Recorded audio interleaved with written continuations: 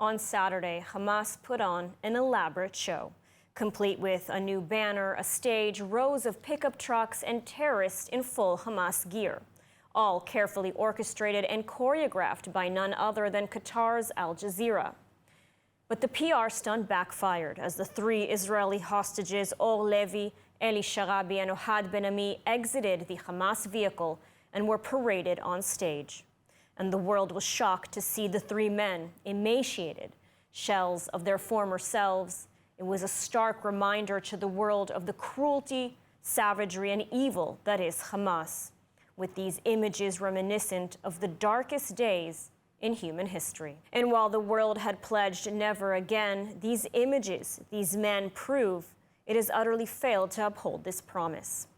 And while most of the world was truly shocked, there were those that sought to downplay these crimes against humanity.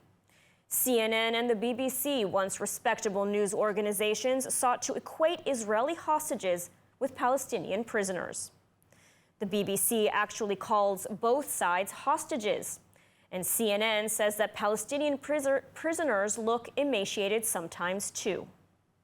Really? Well, first of all, let's be clear. Palestinian prisoners are convicted criminals.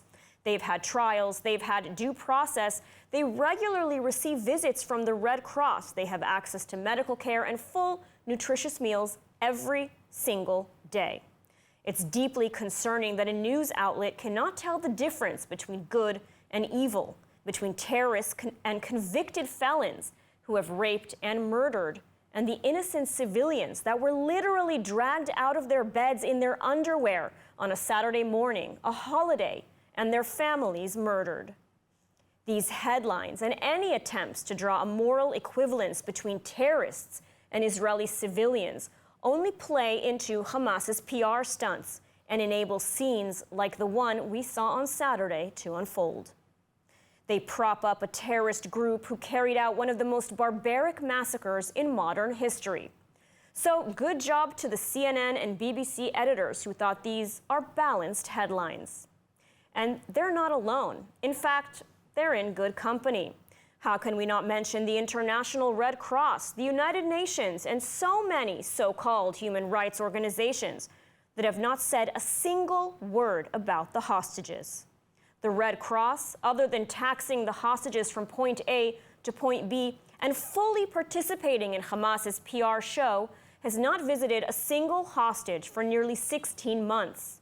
The United Nations, the international organization that was supposed to ensure never again, but has yet to even condemn Hamas. They too continually try to draw some sort of moral equivalence between innocent Israeli hostages and a brutal terrorist organization. The UN, perhaps more than any agency, support and enable Hamas and the scenes like this one on Saturday.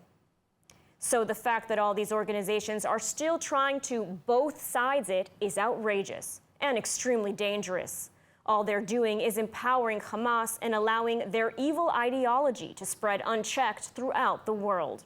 And everyone with a basic sense of morality and a basic sense of right versus wrong should speak up.